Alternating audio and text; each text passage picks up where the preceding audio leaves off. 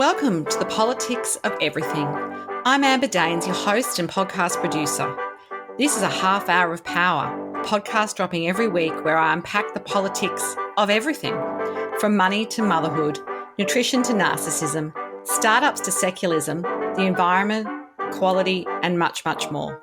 Our guests are seasoned in the field or topic of their choice, even if you've not heard of them yet. This is a non-partisan show. So while I love exploring varied views and get a buzz from a healthy debate of ideas, this is not a purely blue, white, green program. Please subscribe, tune in and enjoy the politics of everything.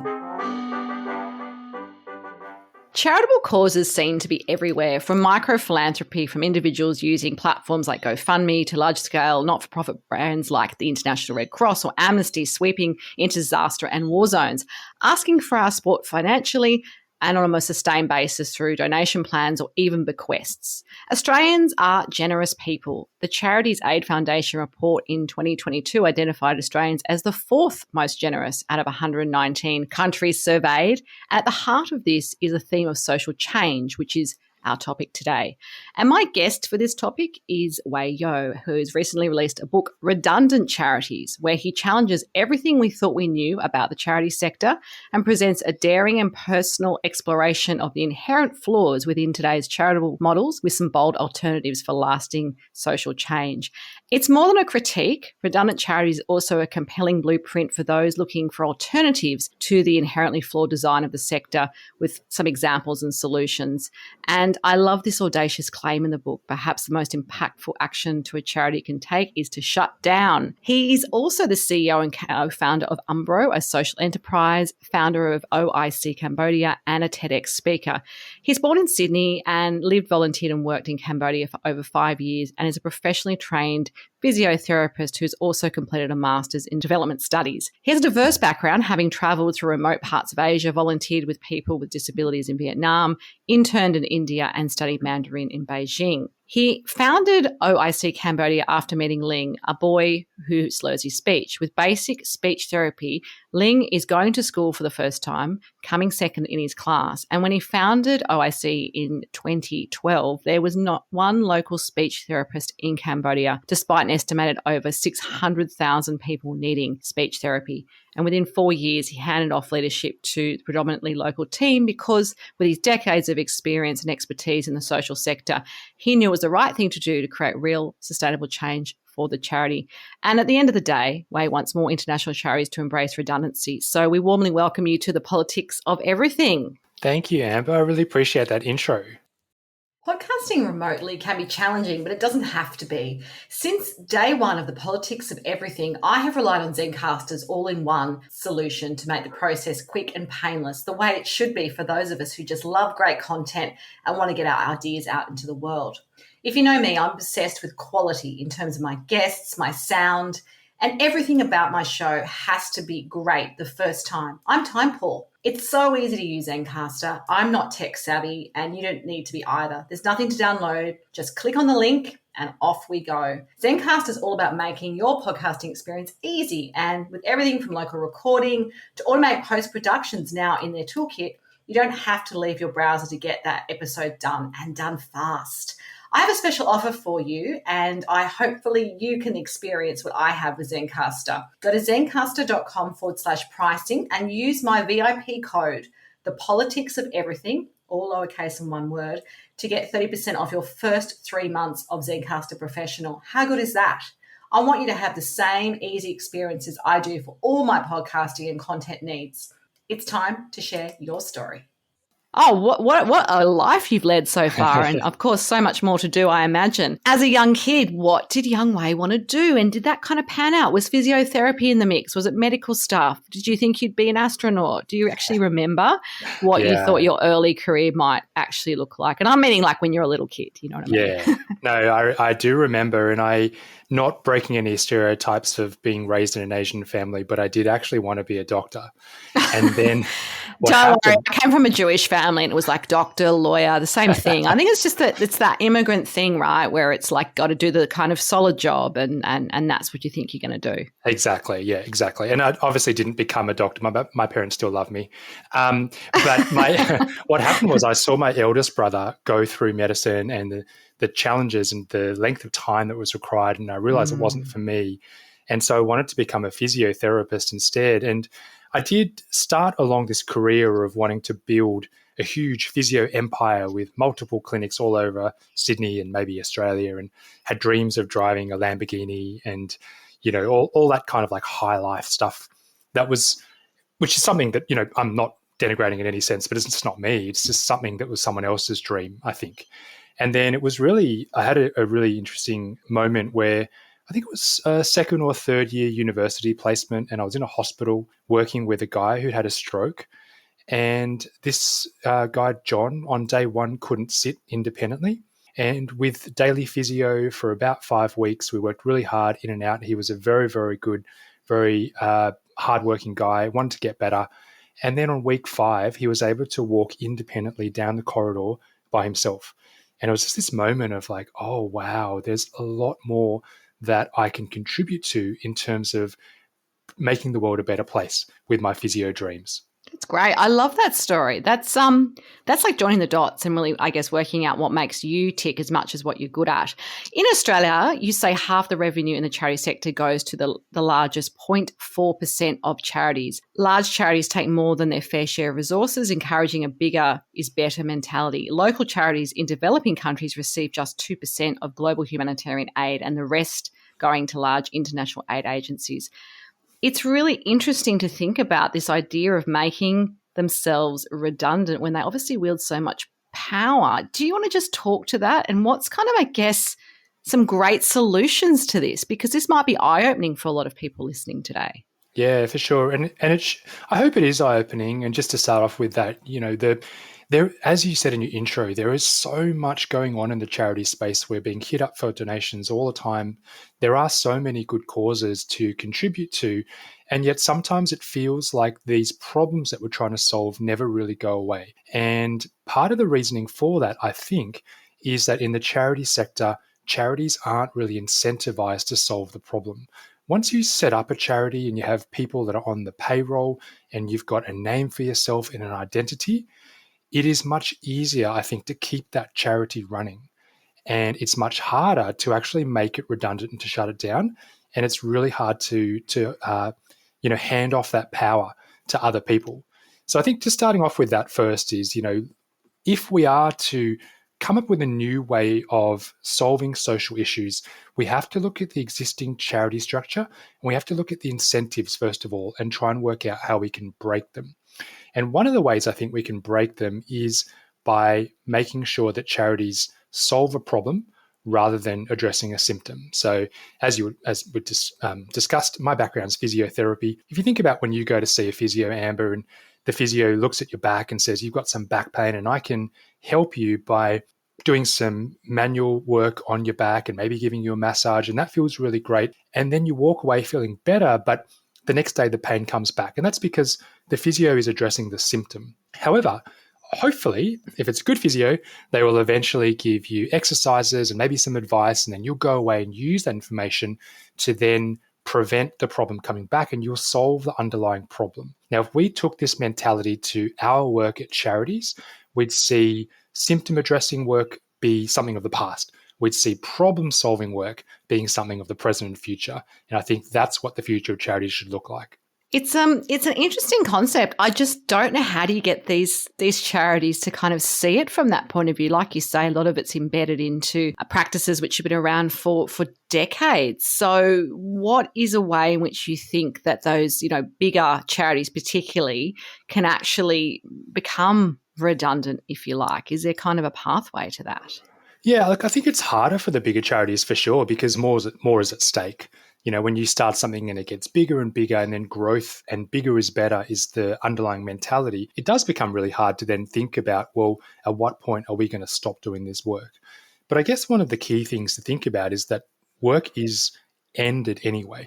charities do shut down, charities do exit countries. And in the book, there were two key reasons for that identified in terms of research. And the first is the project runs out of money. So let's say we're working in somewhere like Cambodia, where I've worked. We just can't simply fundraise any more for it. And then the project runs out and we shut it down. The second thing is the donor government doesn't like the host government anymore. So let's say, for example, the Australian government's giving the money and then they have a falling out with the Cambodian government. They withdraw funding, project shuts down. Now, the problem with both of these exits, which are the most common exits for international charities working overseas, is they're not intentional. They're just things that happen to us in the peripheral. And what I'm saying in the book is that, well, if it's going to happen anyway, why don't we make it intentional, do it on our terms, and most importantly, we don't leave local communities in the lurch. That makes sense.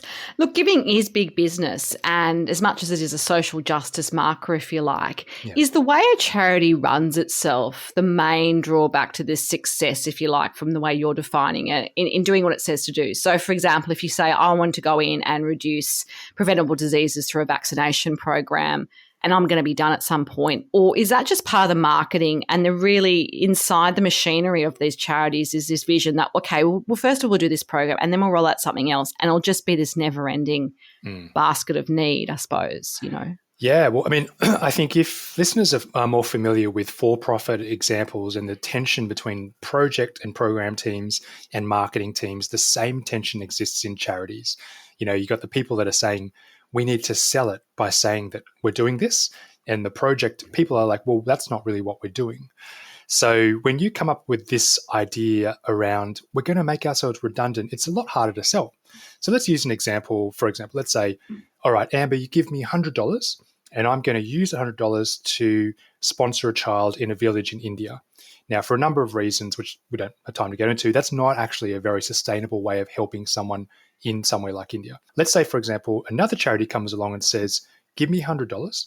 I'm going to work with the Ministry of Education to ensure that their policies around inclusion for kids with disabilities are good enough to include all of the kids, including this child who has a disability, and make sure that that child goes to school and all the other ones as well. Which of the two is much easier to fundraise for? Like clearly it's the former. Absolutely. I know. And is that just because it's the way it's been done? Is there a legacy kind of expectation in this as well, which is kind of part of the appeal of that? Or like what's your view of it, of that kind of, I guess, how it's been done and why that's not being challenged until maybe your books come along? My book and some other writers too. But look, it's been like that forever, as you said, and the current form of charity has been around since at least World War II, and nothing's really changed. You know, and World War II is obviously a different time to 2023 and 4. Sorry. Yes, we do have global issues, but not on that scale. And so there hasn't really been an updating to the way in which we talk about this kind of work. And unfortunately, as you know, we know it works. So it's essentially lowest common denominator fundraising. In Australia, we have what we call a ACFID, which is a body called the Australian Council for International Development. They've got guidelines around ethical fundraising. One of the guidelines says that you must promote people in other countries who are in poverty, not in a pitiful way, but in an empowering way. But you turn on the TV, or particularly, you know, later on in the evening, let's say, or maybe in more regional places, and you'll see a lot of what's known as poverty porn, which is that stereotypical image of a child who's gaunt and has flies around. And so these guidelines exist. They're kind of flaunted a bit by a lot of the bigger charities and some of the smaller ones too. And unfortunately, it works in the short term, but I don't think it actually contributes to good work in the long term. Yeah, absolutely. And look, you've stepped back, as we mentioned in the intro, from the charity you founded in Cambodia and handed it over to members of the Cambodian community to take over. What did you learn from that experience of doing that? And if you can give us a snapshot of how the community is benefiting today because of it. I imagine you're still in touch with the people that are running that. Yeah, so it's just so common for a foreigner to be in a country like Cambodia and found a charity and then be the figurehead of that charity for decades, you know, basically forever, because it works. It's a great story and people will want to contribute to a charity like that. But I think the problem with that is that if you're not, in this example, Cambodian and grew up in Cambodia, you don't understand what's going on? I mean, I lived there for 5 years. I could speak the language professionally, but this thing you've lived overseas too, Amber, when you walk out in the street, sometimes you see something and your brain is like, what is that? I don't understand what's going on. I just don't understand. Yeah, there's no sort of historical context for you because you've sort of, not parachuted yourself in, but you've come at a later stage of your life as well. You've not necessarily grown up with some of the mores, which are kind of customary in that in particular part of the world. And which is partly exciting, I think, being in that situation, right? Because you're learning something from scratch. But it also means that you don't necessarily know how to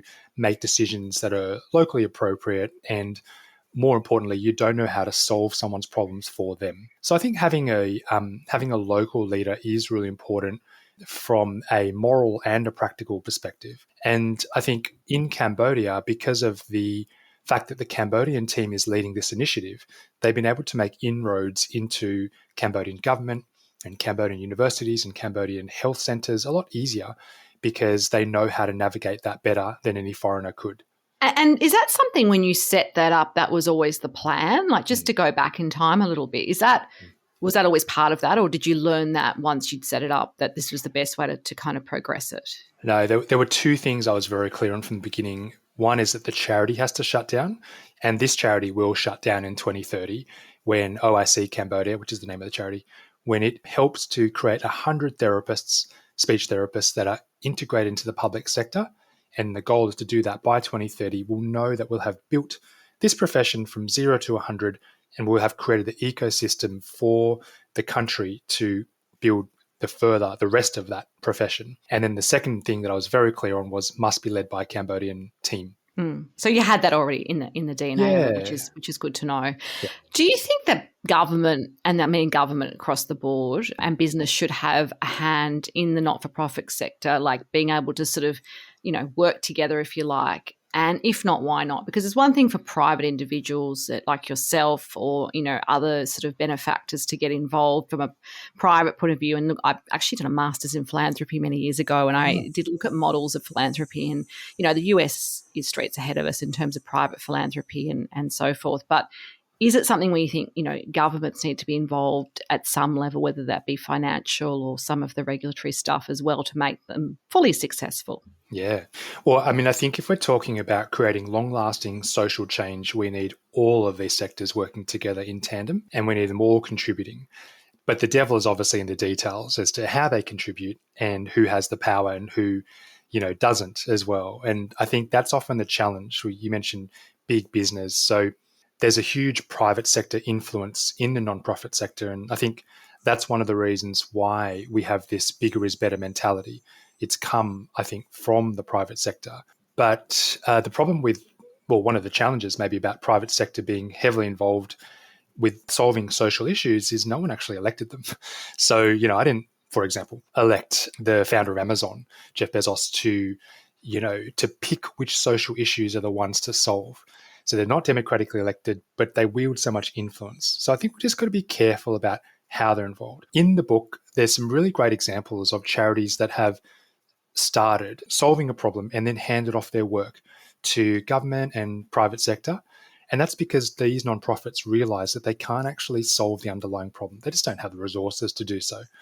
And because of that, they've then opened up the possibility for this problem to be solved, handed off the work to the government and private sector. And I think that's just a beautiful solution.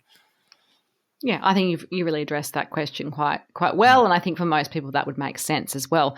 Can you explain what you mean in more detail about charities addressing some of the symptoms rather than the underlying problems? And I guess to challenge that thought, why does it even matter if they are sort of going, okay, we're going in and we're funding this particular war effort and then we're going to leave, or we're going to do this particular program that we're really good at and we know is cost effective to run, and then, that's all we're going to do. Is that really that bad? I mean, that's a very good and valid question, and it comes up quite a bit when I talk about this topic. What's wrong with charities doing the work the way in which they're doing it now? And the short answer is nothing's wrong, but there is definitely a way to do it better, I think. And the answer to that question comes down to, well, what's the role of a charity? Is the role of the charity to address a very big problem? So let's use the example of homelessness, for example, in Australia. we have many charities that are, addressing homelessness, and these charities would say, oh, we're going to solve the problem of homelessness, but they're often doing it on very small budgets, maybe $10 million, maybe $2 million. Is it really realistic for a charity to say they can solve that problem? Or maybe what they should be doing is talking about how they're initiating that solution, how they're being the catalyst for change, in which then government and private sector who maybe have the resources can go on and solve that problem for them. So I think it really comes down to, what's the role of a charity? Are they realistically able to solve this problem? And if not, who should they be setting up to carry it on once they're done? Yeah, no, I think that's pretty clear as well. Changing tack a little bit, what's your number one business tool or hack? And you can't say your smartphone because we all use those and that's very obvious to me. But what's something that's really helping you at the moment, and how is it helping you in your business or in your life? I would say my smartphone's probably my biggest time sink rather than my hack. I'm not sure I'd put in the hacks. There is that. There's that. It depends what you have on it, right? Too many apps, too many things to look at. Yeah. I mean, I am a big fan of writing, with a pen and paper, or actually I've got an e-ink tablet, but there's a really great, and I'm not affiliated in any way, there's a really great journal system called Passion Planner, which is something that a previous coach of mine gave to me many, many years ago, and I've been using it ever since. And it just helps you to crystallize your goals, your values, what you're looking forward to doing. And then also it's got that forwards and backwards thing really nicely, so that at the end of each month you do a reflection looking back, and then you start to plan the month ahead, and it goes down to obviously weeks and days as well. I think it's a really beautiful system. Excellent. I love that. I'm going to have to check that one out. Your biggest life lesson to date, and why has it been important? Oh, this is such a hard question to answer. I mean, I won't say this is necessarily the biggest, but it's been one of the most recent ones. So I learned recently, and this this might sound like a silly thing to realize at this stage of life, but this lesson that I learned was that not everything needs to be difficult. So when I was younger, in my early 30s and late 20s, I used to think that the work that I was doing had to feel difficult, because that would be a sign that it was worth doing. And also, and here's a bit of ego talking, only I could do it. So for example, this work in Cambodia and some of the ways that we were going about doing it at the beginning, I don't think I made it easy for myself.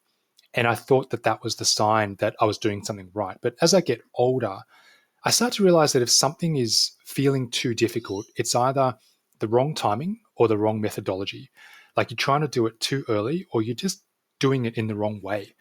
And it doesn't make the cause that you're working on, doesn't make that why any less worth fighting for, but it's more about the how and the what. So that's something you can adapt.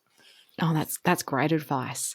So how do you define your version of success these days? I imagine that has changed with time as well, particularly from what you've just said about things being hard and challenging when you were younger. Now it might be a very different view of the world. Yeah, well, it's quite aligned with this view of charity. So I said before, what's the purpose that a charity should play, and should we measure the success of a charity in the time that it's alive, which can be 5 to 10 to 15 years, or the legacy that it leaves behind, which is all of eternity?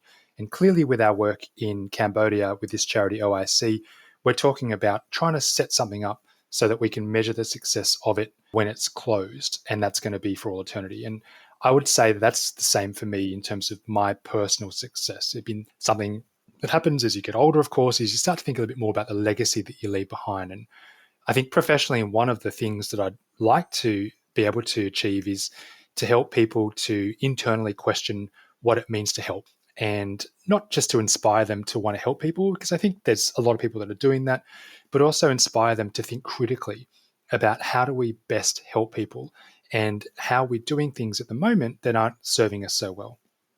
That's great. A final takeaway message for us on the politics of social causes. Yeah, you just rebranded your podcast for me. That's nice. I feel very special. I think the final message would be to take, when we see someone or something that requires our help, we have an emotional reaction that is part of being human. And if you didn't have that reaction, you'd probably have to question whether or not you're a psychopath. And I think it's very important to have that emotional reaction and then to act. But I think in between that emotion and action, there's a moment there where we can pause and we can take some time to think about how are we going to do this work best? And as importantly, what's our end goal? What's our end game? And when are we going to finish? Well, it's been such a rich and interesting conversation. Of course, if you do want to connect further with Weh Yeoh, there are details on the show notes. As always, until next time, take care. Thanks so much for listening today. If you've enjoyed the politics of everything, I thrive on your feedback. So please add a short review and share the podcast with your network through Apple, Spotify, and all the usual suspects. I'm always on the hunt for new and diverse guests, so if you or someone you know has a fresh idea you're busting to get out there, please email me at amber@amberdanes.com and my crew will get back to you very soon.